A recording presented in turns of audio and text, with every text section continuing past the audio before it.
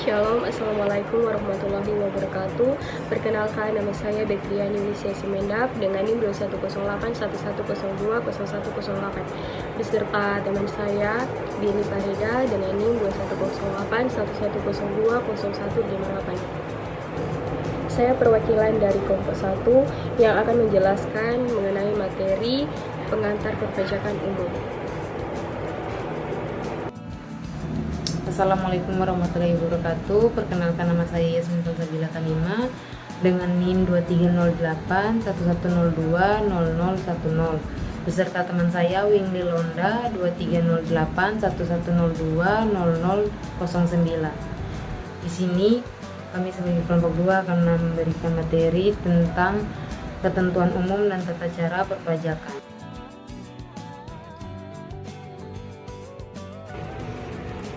Baik, saat ini kita masuk dalam pembahasan perpajakan umum. Nah, teman-teman, membahas mengenai perpajakan umum ini merupakan elemen paling penting dalam sistem ekonomi dan pemerintahan. Berfungsi juga sebagai sumber utama pendapatan negara yang digunakan untuk membiayai berbagai kebutuhan publik seperti pembangunan infrastruktur, pendidikan, dan kesehatan. Pajak juga memiliki peran strategis dalam redistribusi pendapatan dan pengaturan ekonomi melalui kebijakan fiskal. Nah, terdapat juga berbagai jenis pajak, yaitu baik berdasarkan subjek, objek, maupun kewenangan pemungutan atau pajak pusat dan pajak daerah.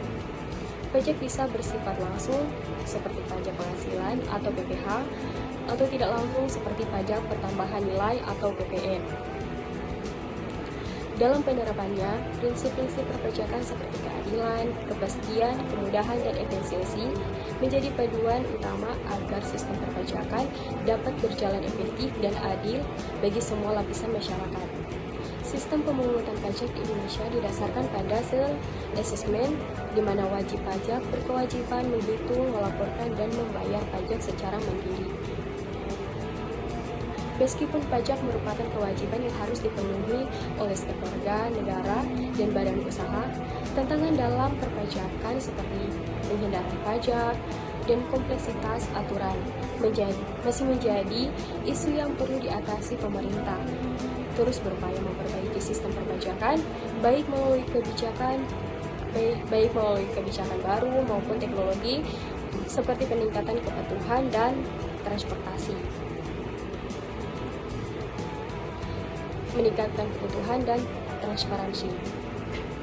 Nah, pada akhirnya perpajakan bukan hanya soal kontribusi finansial, tetapi juga soal partisipasi dalam pembangunan nasional. Melalui pajak, setiap warga negara dapat berperan dalam kemajuan perekonomian dan mewujudkan kesejahteraan bersama. Saya kira ini cukup. Di dalam ketentuan umum dan tata cara perpajakan ada beberapa hal, yaitu yang pertama ada dasar hukum perpajakan. Dasar hukum perpajakan di Indonesia didasarkan pada Undang-Undang Dasar 1945 dan peraturan perpajakan yang sudah ditetapkan oleh pemerintah. Berikut ada penjelasan singkat, yaitu yang pertama ada pasal 23 ayat 2 atau Undang-Undang 1945 menyatakan bahwa ketentuan-ketentuan perpajakan harus ditetapkan dengan undang-undang, menunjukkan bahwa perpajakan merupakan bagian dari hukum publik yang dapat mengatur antar negara dan warga negara dalam hal pembayaran pajak. Selanjutnya ada peraturan perundang-undangan.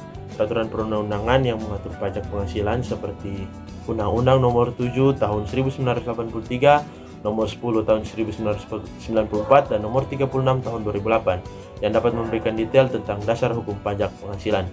Yang kedua ada subjek pajak. Subjek pajak adalah orang atau badan yang wajib membayar pajak. Di Indonesia, subjek pajak dapat dibagi menjadi beberapa kategori. Yang pertama ada orang pribadi. Orang pribadi yang memiliki pendapatan yang dapat dipungut pajak penghasilan atau PPh. Selanjutnya ada badan. Badan yang memiliki pendapatan yang dipungut pajak penghasilan atau PPh atau pajak lainnya seperti pajak pertambahan nilai atau PPN dan pajak penjualan atas barang mewah atau PPNBM. Selanjutnya ada hak dan kewajiban wajib pajak. Hak dan kewajiban wajib pajak meliputi itu yang pertama ada hak. Wajib pajak memiliki hak untuk memahami dan memenuhi kewajiban perpajakan sesuai peraturan yang berlaku. Hak juga dapat mengajukan permohonan pengembalian pajak jika terdapat kesalahan dalam pemungutan pajak. Selanjutnya yang kedua ada kewajiban. Wajib pajak wajib melaporkan dan membayar pajak sesuai dengan jadwal yang ditentukan oleh pemerintah. Wajib pajak juga dapat wajib menjaga kebenaran dan ketelitian di dalam melaporkan pendapatan dan pengeluaran yang dipungut oleh pajak. Dengan demikian, dari tiga penjelasan itu, dasar hukum perpajakan di Indonesia terdiri dari UUD 1945 dan peraturan-peraturan perpajakan subjek pajak meliputi orang pribadi dan badan, serta hak dan kewajiban wajib pajak yang dapat meliputi pemahaman dan penuangan kewajiban perpajakan serta perlindungan hukum dalam proses perpajakan. Demikian dari saya lanjutkan.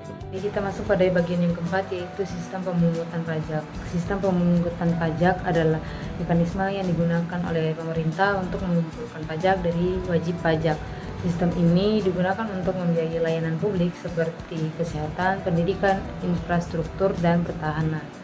Terdapat dua sistem utama yang biasa digunakan untuk sistem pemungutan pajak. Yang pertama ada self-assessment. Sistem ini memberikan kepercayaan kepada orang yang ingin membayar pajak untuk menghitung, membayar, dan melaporkan pajak mereka sendiri berdasarkan pendapatan dan transaksi yang dilakukan. Selanjutnya, pemerintah akan memverifikasi melalui audit atau pemeriksaan jika diperlukan. Sistem ini diterapkan di negara-negara modern karena mendorong tanggung jawab individu. Yang kedua, official assessment. Dalam sistem ini, pemerintah atau otoritas pajak yang menghitung dan menetapkan jumlah pajak yang harus dibayar oleh wajib pajak. Selanjutnya, prosedur pelaporan pajak di Indonesia dilakukan melalui penyampaian surat pemberitahuan atau SPT kepada Direktorat Jenderal Pajak atau DJP. Nah, yang harus dilakukan untuk membuat pelaporan pajak yaitu registrasi atau mendaftarkan diri untuk mendapatkan nomor pokok wajib pajak atau NPWP. Yang kedua ada mengumpulkan dokumen pendukung, yang ketiga mengisi SPT, yang keempat melaporkan SPT, yang kelima melakukan pembayaran pajak, dan yang keenam atau yang terakhir menerima bukti pelaporan. Selanjutnya kita masuk pada kesimpulan. Selain berperan dalam meningkatkan pendapatan negara, pajak juga berfungsi sebagai instrumen pengendalian ekonomi yang bertujuan untuk menstabilkan perekonomian, mengurangi kesenjangan sosial, serta mendorong pertumbuhan sektor-sektor strategis melalui kebijakan perpajakan yang ada aktif dan berkelanjutan. Sekian dari presentasi kelompok 1 dan 2. Itu saja, mungkin kurang dan lebihnya mohon maaf. Terima kasih. Wassalamualaikum warahmatullahi wabarakatuh. Shalom.